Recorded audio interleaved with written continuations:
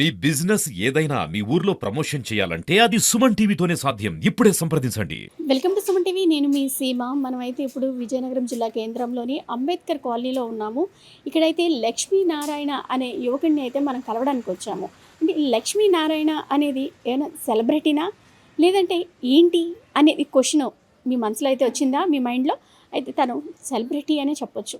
ఎందుకంటే అన్నీ బాగుండి కష్టపడడానికి ఆలోచిస్తున్న ఈ రోజుల్లో తనకి అంగవైకల్యం ఉన్న, తన్ని ఎన్ని అవమానాలు ఎన్ని ఒడిదుడుకులు ఎదుర్కొన్నా సరే మొక్కవోని దీక్షలాగా, అంటే కష్టం, నేను కష్టపడతాను అని అయితే తన ధైర్యాన్ని చూసి నాకు నిజంగా చాలా ముచ్చటేసింది. అందుకే తను నిజంగా సెలబ్రిటీనే. ఈరోజు అన్నీ ఉండి కూర్చొని తింటే తరగని ఆస్తి ఏదైనా కావచ్చు, ఏది ఉన్నా సరే ఈ రోజుల్లో కష్టపడడానికి ఎవరు కూడా ముందుకు వెళ్ళరు. అలాంటిది ఉండి రెండు కాళ్ళు కూడా పని చేయకుండా ఉన్నా సరే బ్యాటరీ సైకిల్, అది 3 చక్రాలు, దాన్ని తొక్కుకుంటూ వెళ్తూ స్విగ్గీలో పనిచేస్తున్నాడు ఆ అబ్బాయి. స్విగ్గీలో ఫుడ్ ఆర్డర్ ఇచ్చుకుంటూ ఉన్నాడు. తన్ని చూసి నిజంగా ఒకరికి ఇన్స్పిరేషన్ అని చెప్పొచ్చు. అంటే అలా ఉండి కూడా తను కష్టపడి వెళ్ళి ఆ టైంలోని 10:30, 11 ఆ టైంలో వెళ్ళి తను ఫుడ్ ఇస్తున్నాడు అని అంటే నిజంగా చాలా మెచ్చుకోవాలి. అయితే మరి ఇప్పుడు ఆ అబ్బాయి దగ్గరికి వెళ్తున్నాము. లక్ష్మీనారాయణ ఇంటి దగ్గర ఉన్నాం మనం. ఇప్పుడు అక్కడికి వెళ్తున్నాము. లక్ష్మీనారాయణతో మాట్లాడదాము. తను ఇలా వర్క్ చేయడానికి, లేదంటే తన మాటల్లో ఒకరికి ఇన్స్పిరేషన్గా నిలిచిన లక్ష్మీనారాయణ అయితే మనం మాట్లాడే ప్రయత్నం చేద్దాము, రండి. నాకు ఆడు పెంచుతాడని ఒక నమ్మకం. ఆడికి నేను, నాకు ఆడు. నాకు ఎందుకంటే ఆడికి చిన్నది, ఎవ్వరు హెల్ప్ చేసినా పర్వాలేదమ్మా, ఏదైనా సరే. మనతో పాటు అయితే లక్ష్మీనారాయణ ఉన్నాడు. తిను స్విగ్గీలో వర్క్ చేస్తున్నాడు. అంటే దేవుడు అన్యాయం చేసినా సరే తిను అంటే మనోధైర్యం మనం చెప్పొచ్చు. మనం సింపుల్గా మనోధైర్యంతో, అంటే నేను ఏదైనా చేయగలను అనే సంకల్పంతో డిగ్రీ చదువుకున్నాడు. అలానే డైట్ కూడా చేశాడు. అంతేకాకుండా నేను చదువుకున్నాను, నేను ఖాళీగా ఉండలేను, నాకు ఎక్కడ ఉద్యోగం కూడా రావట్లేదు అని కూడా అధైర్యపడకుండా తనకు చేతనైనది పని చేసుకుంటూ తల్లిని పోషిస్తున్నాడని మనం చెప్పొచ్చు. ఇప్పుడైతే లక్ష్మీనారాయణ ఉన్నాడు. లక్ష్మీనారాయణతో మాట్లాడదాము. మీరంటే ఎంత చదువుకున్నారు, చదువుకొని కూడా అంటే నాకు చదువు తగ్గ ఉద్యోగం నాకు ఎవరు ఇవ్వటం లేదు, అంటే నా అంగవైకల్యం నన్ను చూసి నాకు ఎవరు కూడా నాకు సపోర్ట్ చేయటం లేదు అని మీరు అధైర్యపడకుండా, అంటే మీకున్న దాంట్లోనే ఎంతో కొంత నేను ఈ పని చేయగలను అనే సంకల్పంతో మీరు అంటే ఆ చైర్లో కూర్చొని మీరు అలా కష్టపడుతుంటే మాకే చాలా బాధ అనిపించింది చూడటానికి. అంటే మీరు ఇలా చేస్తున్నారు కదా, అంటే ఏ విధంగా ఉంది అంటే ఇలా చేయడం నిజం కష్టం. ఇలా ఎండలో తిరుక్కుంటూ అది కూర్చోడం, ఇది ఆర్డర్లు అవి ఎలాగిస్తున్నారు మీరు వాళ్ళకి? ఆర్డర్లు అంటే కొంతవరకు అయితే బొంగురుకొని వెళ్ళి వేస్తున్నాను మేడం. కొంతమంది అయితే రెస్పాండ్ అవుతున్నారు, కొంతమంది అయితే రెస్పాన్స్ అవ్వట్లేదు. కొంతమంది నీకు ఈ ఉద్యోగం ఎందుకు, మా కాళ్ళ దగ్గరికి రావాలి అన్నట్టు కొంతమంది మాట్లాడుతున్నారు. కొంతమంది అయితే బాబు నువ్వు చేసిన పని మంచిది అనేసి కొంతమంది నా కాళ్ళ దగ్గరికి వచ్చి కూడా ఆర్డర్స్ తీసుకొని వెళ్ళిపోతున్నారు. కొంతమంది ఏంటంటే రెస్పాన్స్ అనేది సరిగ్గా లేదు. అదే కాకుండా నేను స్విగ్గీలో చేయడం అనేది నాకు సాటిస్ఫైగా ఉంది. అంటే రోజుకి నేను మినిమం 4-5 ఆర్డర్లుగా ఇస్తున్నాను, కానీ అది టైం లిమిట్ అనేది ఎక్కువైపోతుంది. దాని ద్వారా నాకు మనీ అనేది తక్కువ పడుతుంది, కానీ అంటే కొంతమంది రెస్పాన్స్ అనేది సరిగ్గా లేదు మేడం అసలు. కాదు, ఇప్పుడు స్విగ్గీ కానీ జొమాటో కానీ ఇలాంటివన్నీ ఎలా ఉంటాయంటే బండి మీద వెళ్ళిన వాళ్ళకి ఇన్ టైము ఇవ్వట్లేదు అని కొన్ని కంప్లైంట్లు వస్తున్నాయి. అంటే మీరు ఇలా సైకిల్ ఇది తొక్కుకుంటూ మీరు వెళ్ళి ఇవ్వటం నిజం కష్టమే కదా? కష్టమే మేడం. మరి ఎవరైనా నెగిటివ్గా మాట్లాడటం, ఏమైనా దెబ్బలాడటం ఇలాంటివి చేస్తున్నారా? ఆల్రెడీ నిన్న రాత్రి ఒక అతను అన్నారు, కానీ నేను అలాంటివి పట్టించుకోలేదు. ఒక 5 నిమిషాలు బాధపడడం, తర్వాత వదిలేయడం. ఇదేమంటే నార్మల్గా నా జీవితంలో నాకేంటంటే ప్రతి ఒక్కరు ఏదో ఒకటి అంటూనే ఉంటారు తప్ప నేను అది పట్టించుకోను. నాకంటూ సాయం చేసేది వాడొక్కడు. వాడేంటంటే ఏదో అవసరం వచ్చినా నాకు వెంటనే తీసుకొచ్చి స్విగ్గీయే కానీ లైఫే కానీ ఏదైనా సరే తను వచ్చి ఆర్డర్స్ ఒక్కోసారి లేట్ అయితే తను ఆటోలో తీసుకెళ్ళి ఆర్డర్స్ ఇవ్వడం గట్రా చేస్తారు. ఒక్కొక్కసారి మరి తప్పదు కాబట్టి నేనే వెళ్తున్నాను. మరి నా పరిస్థితి బట్టి అది ఏంటంటే ఒక ఆర్డర్కి 20 రూపీస్ వస్తుంది మేడం. నేను డైలీ ఒక 6-7 ఇస్తున్నాను అంతే. అది ఒకవేళ లేట్ అయితే పెనాల్టీ పడిపోయి ఆ అమౌంట్ కూడా రావట్లేదు. బోల్డ్ మంది అన్నారు ఇది చేయలేవు తమ్ముడు, కొంచెం కష్టం అన్నారు. కానీ నేను ఎవరి మాట అంటే నా సాటిస్ఫాక్షన్ కోసం నేను ఏదో ఒక పని చేయాలని చేస్తున్నాను మేడం. అంటే మీరు డైట్ అది కంప్లీట్ చేశారు కదా, ఆ. పెట్టారా ఇప్పుడు అంటే డిఎస్ అని ఇలాంటివన్నీ తీయడానికి అవుతున్నాయి కదా, ఆ, తీస్తున్నారు అవును కదా, మేడం. అవి రాసారా? మొన్న టెట్ రాశాను మేడం, ఇంకా రిజల్ట్ కోసం వెయిట్ చేస్తున్నాను. అంతకుముందు రాసాం కానీ అది స్కోర్ తక్కువ వచ్చింది, అందుకని అంతకుముందు స్కోర్ తక్కువ వచ్చింది అనేసి ఈసారి స్కోర్ ఎక్కువ రావాలనేసి పెట్టాం మేడం. మొన్న 18 పెట్టాను మేడం. రాశాను, ఇంకా రిజల్ట్ వెయిటింగ్. రిజల్ట్ రాలేదు. రిజల్ట్ రాలేదు.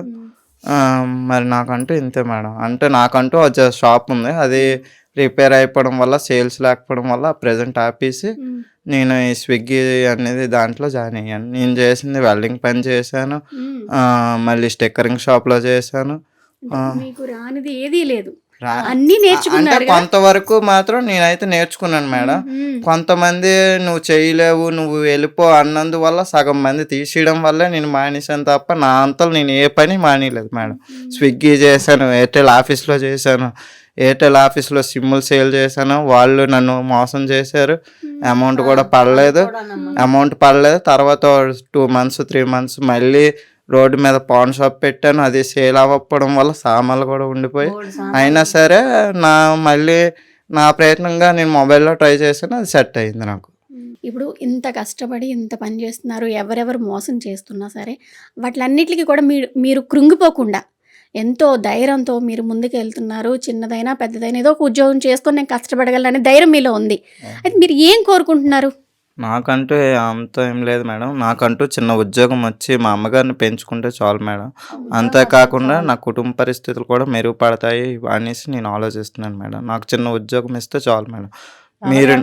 మీరు నిన్న చూసి నా కోసం వచ్చినందుకు చాలా థ్యాంక్స్ మేడం, చాలా ధన్యవాదాలు మేడం.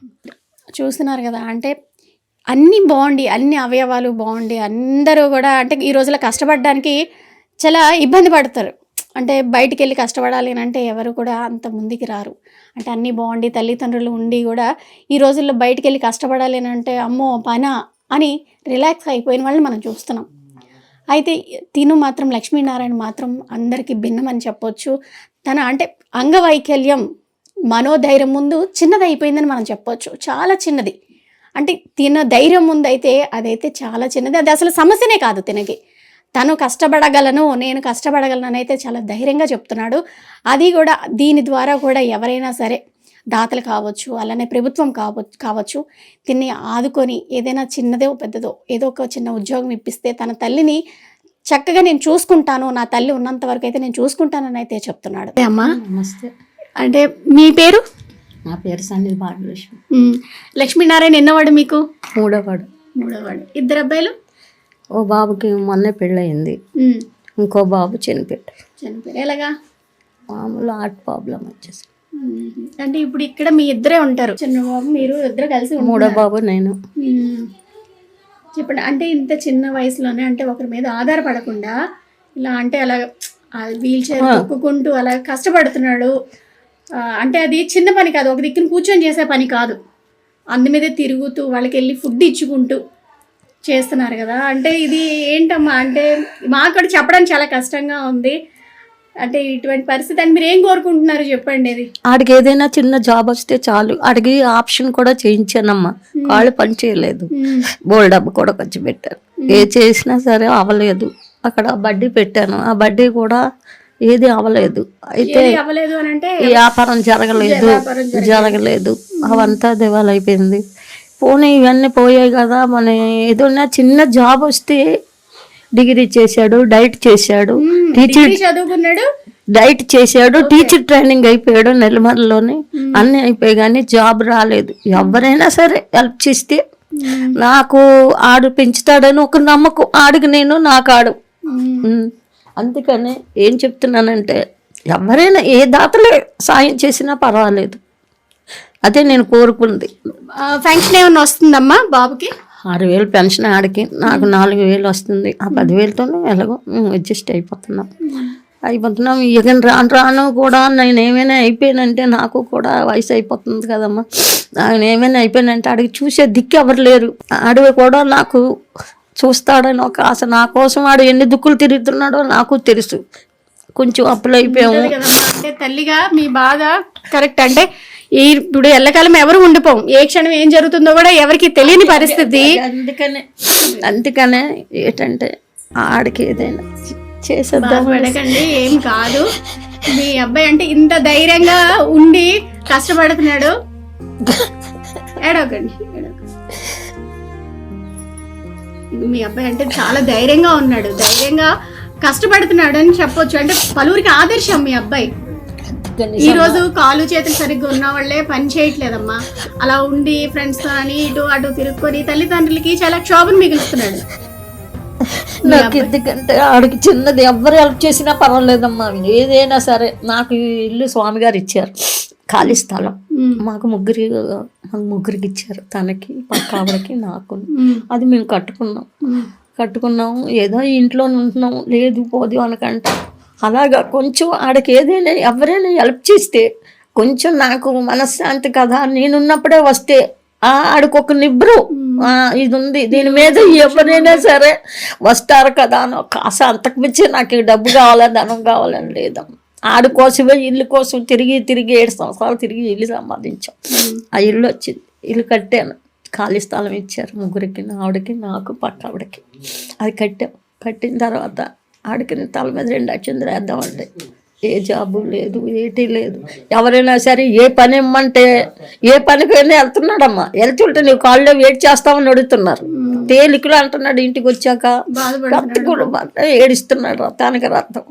ఎక్కడ ఏ బట్టల షాపులో కానీ ఎక్కడైనా సరే కంప్యూటర్ కొడతామన్నా సరే ఎవ్వరు ఇవ్వట్లేదు. మీకు అన్యాయం చేసినా, మీ కొడుకు అన్యాయం చేసినా ఏదో మంచి అయితే ఉంటుంది కంపల్సరీగాను. ప్రతి కష్టం వెనక సుఖం అనేది ఉంటుంది అని అయితే నేను చెప్తాను. ఏమీ కాదు, మీ అబ్బాయికి మంచి ఉద్యోగం వస్తుంది. మీరైతే అలా బాధపడకండి, మీరు ధైర్యంగా ఉండండి. మీ అబ్బాయి అంటే ఇంత ధైర్యంగా ఉన్నప్పుడు మీరు కూడా ధైర్యంగా ఉండాలి. ఇలా పొద్దున్నాడమ్మా, రాత్రికి వస్తున్నాడమ్మా, నాకు ఎలా ధైర్యం వస్తుంది? ఏటైపోతాడో, ఏ బండి కింద పడిపోతాడో అని ఒక భయం. అలా ఏమి కాదు, అలా ఆలోచించకండి, అలాగే ఏమి కాదు. మీ అబ్బాయికి ఏమీ కాదు. ఇంకేం లేదమ్మా, అంతే. ఏ దాతలు సాయం చేసినా పర్వాలేదు. ఆడికి చిన్న జాబే కావాలి, నాకు డబ్బు కూడా ధనం కూడా అక్కర్లేదు. ఆడికి జాబ్ వచ్చింది అనుకో, ఆడి కాళ్ళ మీద ఆడు బతుకుతాడు. ఒక తల్లిగా ఆమె బాధనైతే నేను అర్థం చేసుకోగలుగుతున్నాను. అంటే రేపు నేను ఏమైనా అయితే నా కొడుకు పరిస్థితి ఏంటి అనేది ఆవిడ మాటల్లో అయితే నాకు, అంటే మాటల్లో కాదు, ఆవిడ బాధ నాకు క్లియర్గా కనిపిస్తుంది. అంటే నిజంగా ఏ తల్లి కూడా ఇలా బాధపడకూడదు, ఇంతలా ఏడవకూడదు. చాలా కష్టంగా ఉంది, నాకే చెప్పడానికి చాలా కష్టంగా ఉంది. నిజంగా ఏడవకండి అమ్మా, ఏడవకండి, ఏం కాదు. మనతో పాటు అయితే లక్ష్మీనారాయణ ఫ్రెండ్ ఉన్నారు, రామకృష్ణ.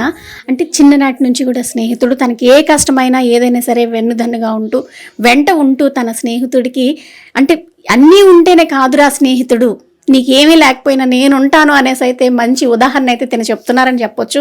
ఈ రోజులు అంటే డబ్బు చూసి స్నేహం చేసిన వాళ్ళు ఉన్నారు, అన్ని బాగున్న వాళ్ళు చక్కగా ఎంజాయ్ చేద్దాం పదరా అని చెప్పిన స్నేహితులు ఉన్నారు.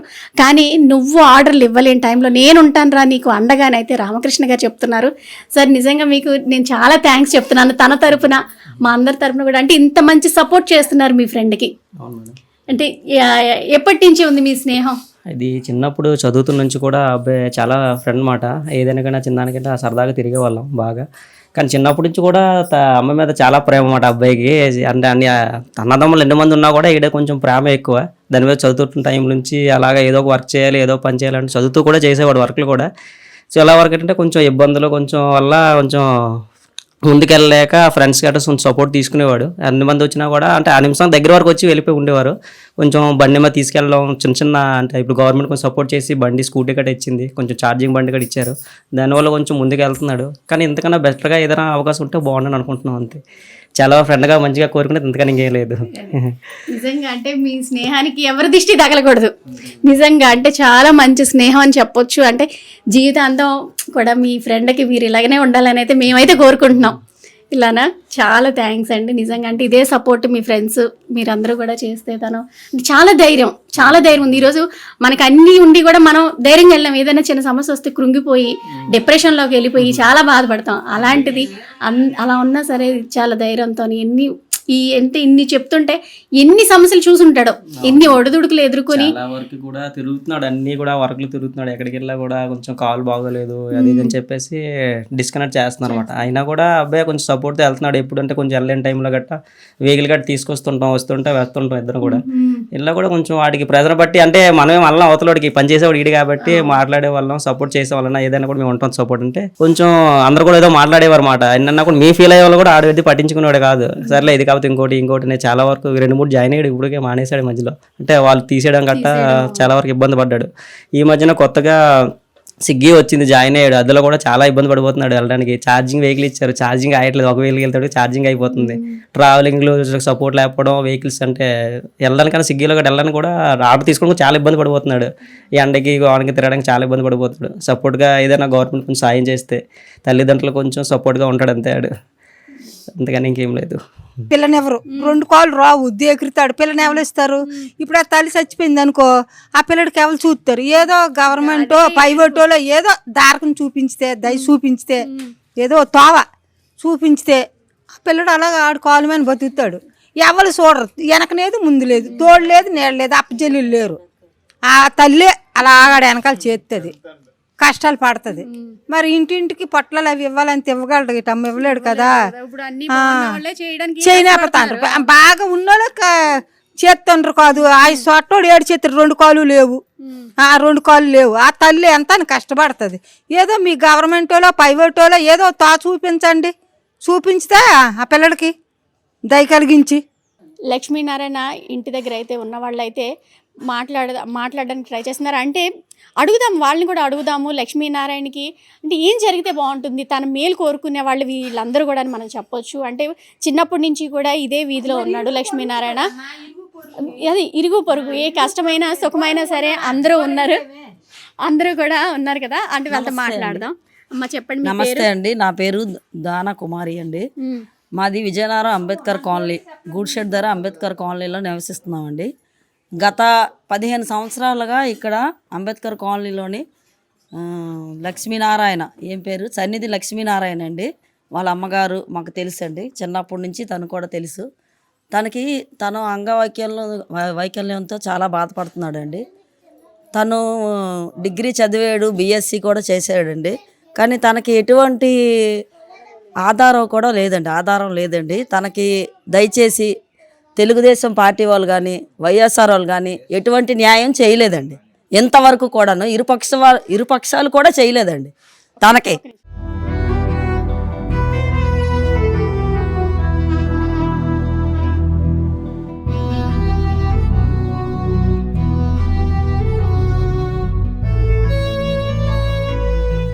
చూసారు కదా తన తల్లి వ్యధ. అంటే ఆ కొడుకు కోసం ఆ తల్లి పడుతున్న బాధ ఇంత అంత కాదు, మాటల్లో చెప్పలేనిది. ఇలా కదిలిస్తే ఆమె కంట వెంట కన్నీరు అనర్గళంగా పారుతుందని చెప్పొచ్చు. అంటే రేపొద్దున నేను లేకపోతే నా కొడుకు పరిస్థితి ఎలా ఉంటుందో ఏంటో అని ఆ తల్లి అయితే చాలా రోధిస్తున్న పరిస్థితి. తను కూడా లక్ష్మీనారాయణ కూడా ఏదైనా ఒక షాపు ఏదైనా సరే ఎవరైనా దాతలు దయించి పెట్టిస్తే కూర్చొని నేను పని చేసుకొని నా తల్లికి అయితే నేను అండదండగా ఉంటానని అయితే కోరుకుంటున్నాడు. మరి చూద్దాం, మనం ఈ ప్రయత్నం ద్వారా ఎవరైనా వచ్చి ముందుకు వచ్చి వాళ్ళకి ఏదైనా మంచి చేస్తారని ఆశిద్దాం. సీమ, సుమన్ టీవీ, విజయనగరం.